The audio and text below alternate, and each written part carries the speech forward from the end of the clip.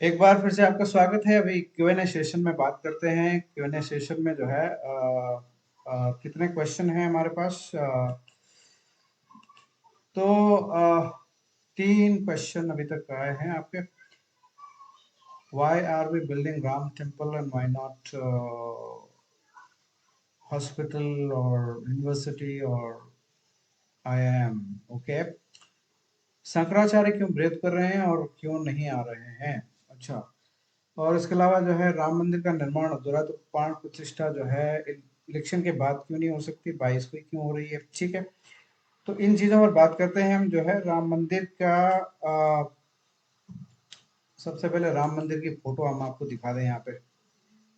ये जो है राम मंदिर जो 22 तारीख को प्राण प्रतिष्ठा होने वाली है अबू धाबी में। जो है एक और मंदिर हमारे सनातन धर्म का बन रहा है, उसकी उसकी जो उद्घाटन है वो 14 फरवरी को है। इस पर हम बात करते हैं अभी। तो सबसे पहले वाई राम टेम्पल क्यों बना रहे हैं? तो अगर आप राम जी के पूरे रामायण की जो सीख है, राम जी के जो पूरा चरित्र रामचरित्र मानस को देखें, तो जब हम राम जी के जीवन पर विचार करते हैं तो हम देखते हैं कि उनके जीवन में विपत्तियों की एक पूरी श्रृंखला थी। There was a series of disasters that he went through, we can say so. हाँ, उन्होंने अपना राज्य खोया, he lost his kingdom, right? He was to be coronated as the new prince, and but he lost it. उसके बाद में in the jungles, his wife was kidnapped, right, by Sri king of that time, Ravan. उसके बाद जब when he returned back to Ayodhya and he was doing well as a king, so there was gossip in the streets of those days. Dhobi, stalking means धोबी बात कर रहा था, इसका मतलब पूरा टाउन में जो है गॉसिप चल रही थी। तो फिर उन्होंने एक अपनी प्रेग्नेंट वाइफ को भी छोड़ना पड़ा, त्यागना पड़ा, मतलब उनसे जो है उनके बच्चे भी छीन लिए गए। अधिकांश लोग जो है, अगर हम में से बात करें, अगर इस तरह की चुनौतियों का सामना किसी को करना पड़े तो हम will be broke for the life, हम टूट जाएंगे। लेकिन राम तो राम है, इन विपत्तियों के सामने अपने कर्तव्यों को पूरा करने के लिए खड़े रहे। यहां तक कि उन्होंने युद्ध भी किए, फिर भी लड़े, युद्ध भी किए। बावजूद इसके, इतने सारे विपत्तियों के बावजूद भी वो चाहते तो किसी और सिचुएशन को अपना, जैसे हम मानते हैं कि किसी और की वजह से हमारा ये काम बिगड़ गया तो हम उसे अपना दुश्मन मानते हैं। उन्होंने कभी नहीं माना, कभी क्रोध नहीं किया, कभी किसी से शत्रुता नहीं की, राइट, और कभी किसी को ऐसे क्रोध से, ईर्ष्या की वजह से किसी को पराजित भी नहीं किया। और इन चीजों से, इन गुणों से, जो गुण है हमारे, क्रोध करना, वासनाएं रखना, इच्छाएं पूरी नहीं हो, ईर्ष्या रखना, राइट, इन चीजों से वो कभी पराजित ही नहीं। So he is an ideal, he is an embodiment of, right. तो राम मंदिर क्या सीख देता है? अच्छा चरित्र का बनने का सीख देता है। जब आप परेशान होते हो चीजों से, छोटी छोटी गलतियां, भूल या कोई पाप व्यक्ति करता है। मैं अभी सुन रहा था एक शंकराचार्य जी को, कह रहे थे कि राम मंदिर क्यों बनाना है? मंदिर इसलिए बनाना है ताकि आपका मन, मंदिर मने मन, मन जो है आपका लगे कहीं। आप सपोज कोई गलती कर देते हैं, आप विपत्तियों का पहाड़ आप पे गिरता है, हम सब पे, हम सबका अनुभव है। मंदिर जाते हैं और उसके बाद हम जो है उस, हमारे अंदर कॉन्फिडेंस बढ़ जाता है, एक नई एनर्जी के साथ हम कुछ काम शुरू करते हैं। जब हम परेशान होते हैं किसी भी चीज से तो हम मंदिरों में जाते हैं और हमें वहां बहुत शांति और पीस मिलती है। जब हम वापस आते हैं तो हम नई एनर्जी से काम करते हैं, तो हम सफल होते हैं अपने काम। इसलिए मंदिर चाहिए। हम बेशक हॉस्पिटल भी चाहिए, यूनिवर्सिटी भी चाहिए, जो बन रही है मेरे देश के अंदर, सब कुछ बन रहा है देश में। लेकिन विरोध किस चीज का हो रहा है? मंदिर का हो रहा है, क्योंकि ये आइडियोलॉजिकल बैटल हम सब लड़ रहे हैं। हालांकि राम मंदिर के निर्माण में जो है वो 3 पारियों में हो रहा है। 3 पालियों का मतलब 3 अलग अलग शिफ्ट में हो रहा है, 24 घंटे लगातार, जो है 10,000 लेबर और मशीनें वहां लगी हुई हैं। फिर भी इसके बावजूद और पिछले 4-5 साल से इसका निर्माण चालू है, फिर भी जो है इसके बावजूद भी जो इसका एकमात्र जो उद्घाटन तक एकमात्र हिस्सा ही जो है इसका पूर्ण हो पाएगा। शेष जो चीजें मंदिर से जुड़ी हुई या 5 कोसी या 12 कोसी या 24-84 कोसी जो परिक्रमा के रास्ते हैं उनको चौड़ा बनाया जा रहा है। पूरी अयोध्या में जो पतली गलियां हैं उनको भी जो है चौड़ा चौड़ी सड़कों के रूप में उसको पुनर्निर्माण का हो रहा है। सरयू नदी से जो है हम गए थे पुल में, वहां सरयू नदी से जो है सीधा जो है मंदिर तक का जो पथ है उसका भी निर्माण हो रहा है, शायद अब तो पूरा भी होने आया होगा। तो आप अगर यूं कहें कि पूरी अयोध्या का पुनर्निर्माण किया जा रहा है और प्रभु श्री राम की राजधानी के लिए एक दिव्य नगर की संरचना की जा रही है। ये एक महत्वाकांक्षी विशालकाय दीर्घावधि की परियोजना है जिसका आदर्श रूप लेने में कम से कम और भी 5-7 वर्ष और लगने वाले हैं। कुल मिलाकर जो है एक ऐसी योजना है और ये ऐसी अयोध्या को पुनर्स्थापित करने की प्रक्रिया चल रही है जो अगले हजारों वर्षों तक आदर्श राम दरबार के रूप में काम करेगा और हमारा सपना साकार होगा। इसलिए जो है लोग सवाल उठा रहे हैं, साधु संत भी, शंकराचार्य भी सवाल उठा रहे हैं कि इसका जो प्राण प्रतिष्ठा है अधूरा है तो क्यों कर रहे हैं, क्या यह सही है? इसका जवाब ढूंढते हैं। तो इसका जवाब तो बहुत सीधा है। जो भी साधु संत, शंकराचार्य, ब्राह्मण, ज्योतिषाचार्य या अपोजिशन पार्टी के लीडर्स ये सवाल उठा रहे हैं और खासतौर पर साधु संत और शंकराचार्य जिन्हें शास्त्र की जानकारी है, शास्त्री होकर भी जो है शास्त्रों की आड़ लेकर के कह रहे कि शास्त्र विरोधी काम हो रहा है, इसका विरोध की भाषा बोल रहे हैं। उन्हें अन्य लाखों साधु संतों से प्रेरणा लेनी चाहिए क्योंकि सब साधु संत बहुत उत्साहित हैं, बहुत समय से अपने मेहनत कर रहे हैं, बहुत सारे लोगों ने प्राण दिए हैं इसके लिए। और ज्योतिष के अनुसार अगर आप देखें तो क्या आम चुनाव के बाद ये संभव हो सकता है? तो मैं आपको एक एक करके बताता हूँ। 15 फरवरी के बाद जो सूर्य और शनि की युति होगी कुंभ राशि में, तो आप पूछ लीजिए किसी ज्योतिष से कि ये सही चीज होती है क्या।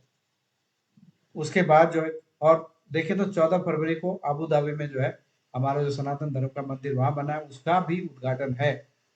15 मार्च के बाद सूर्य और राहु की जो है मीन राशि में युति होगी और वो ग्रहण योग होता है, आप सब जानते हैं। क्या उसमें संभव है? फिर उसके बाद में 16 अप्रैल के बाद फिर सूर्य जो है वो मेष राशि में उच्च के हो जाएंगे और गुरु वहां बैठे हैं, गुरु को अस्त कर देंगे। तो जब गुरु अस्त होते हैं तो क्या कोई धार्मिक अनुष्ठान होते हैं? क्या शादी विवाह होते हैं? नहीं होते। ठीक है। 16 मई के बाद फिर इलेक्शन भी है देश के अंदर। 16 मई के बाद जो है नई सरकार के गठन का कार्यक्रम चलेगा, है कि नहीं है? तो क्या उस समय होना चाहिए? उस समय भी संभव नहीं क्योंकि सब बिजी होंगे। 17 जून के बाद कोई आप पंचांग उठा के देखिए, कोई शुभ मुहूर्त नहीं है। 16 जुलाई के बाद जो है चतुर्मास शुरू हो जाता है, सूर्य जो है दक्षिणायन चले जाता है। आज जो है मकर संक्रांति है, सूर्य उत्तरायण हुआ है, 6 महीने के लिए उत्तरायण में रहेगा, अच्छा समय रहता है। लेकिन उसके बाद दक्षिणायन हो जाता है, उस समय कोई भी धार्मिक अनुष्ठान करने की जो है हमारे शास्त्र इजाजत देते नहीं। तो कब होगा ये राम मंदिर का शिलान्यास, प्राण प्रतिष्ठा, जिसका इंतजार 500 वर्षों से हमारा सनातन भारत कर रहा है। सारे साधु संत जिन्होंने अपने जीवन गंवा दी वो कर रहे हैं। तो कब होना चाहिए पूछिए इन लोगों से। तो इसलिए भाई साहब कैसे भूलें भुला दें उन लोगों को, उन विरोधियों को जिन शास्त्रों को उन्होंने कभी माना ही नहीं, आज वो भी उसकी दुआई दे रहे हैं।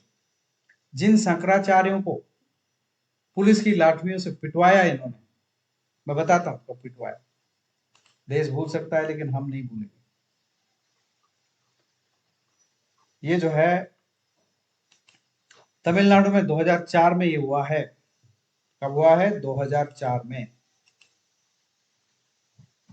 तमिलनाडु में जो है जयललिता और कांग्रेस की सरकार, वहां पर गठबंधन सरकार बनी थी और जयललिता को अपने आप को सेकुलर बताना था। इसलिए जो है कांचीपुरम के शंकराचार्य श्री जनेन्द्र सरस्वती जी को गिरफ्तार किया गया आधी रात में, दिवाली के टाइम पे। बोलो, दिवाली आने वाली है कल के दिन, बड़ी दिवाली से पहले। आप समझ सकते हो, अपने आप को सेक्युलर बनाने के लिए एक कांचीपुरम के शंकराचार्य पर झूठा आरोप लगा करके उनको जेल में डाल देते हैं, वो भी दिवाली के साथ रात के 12 बजे, ताकि जनता को पता न चले, कोई विद्रोह ना हो। इस तरह की जो है साजिशें रची जाती इस देश में सेकुलरिज्म के नाम पे। तो क्या हम इनकी पूजा करें? बड़ा क्रोध आता है इन सब बातों को लेकर। और आज इनकी इनकी दुआएं दे रहे हैं शंकराचार्य की।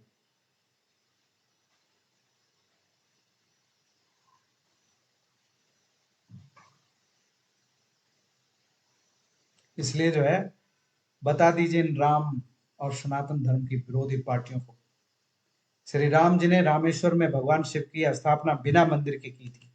क्या की थी? बिना मंदिर के।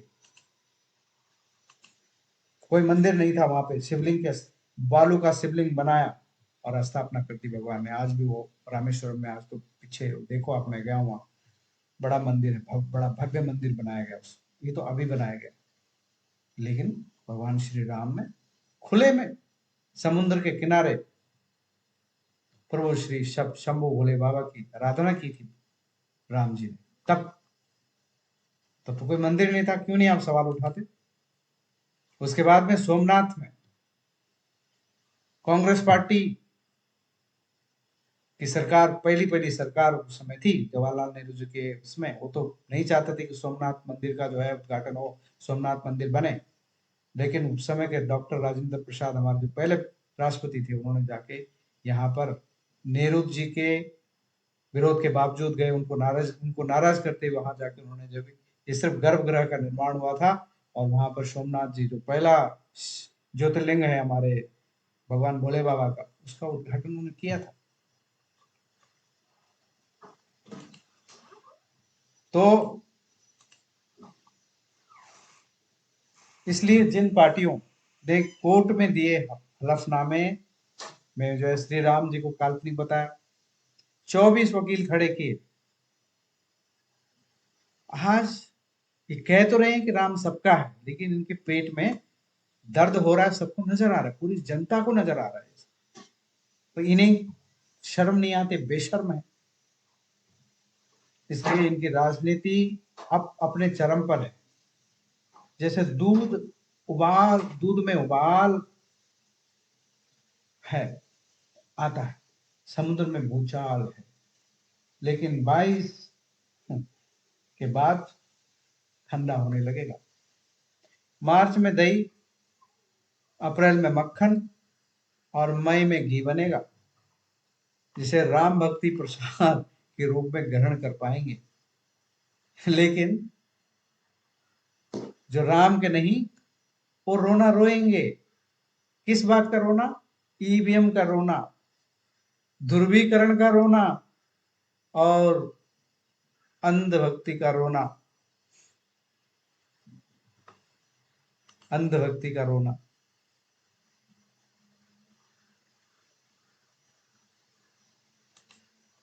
तो बहुत बहुत धन्यवाद आपका, जो है ब्राइट पाथ के प्रोग्राम में जुड़ने के लिए। Elevate your life webinar on personal growth and fulfilment. ये पर्सनल ग्रोथ एंड फुलफिलमेंट जो है परमात्मा के बिना नहीं हो सकता। इसलिए आप जो है, जो स्टेप्स हमने आपको बताई हैं, वो आप रोज करें, अपने आप को जोड़ें, अपने मन को जो है परमात्मा से जोड़ें, हमारी आत्मा को परमात्मा से ही जोड़ें। हमारी आत्मा इस संसार में इसलिए भेजी गई है और हम भटक रहे हैं इसलिए, ताकि हम अपने परमात्मा से हूबहू हो सके, हमारी परमात्मा से मुलाकात हो।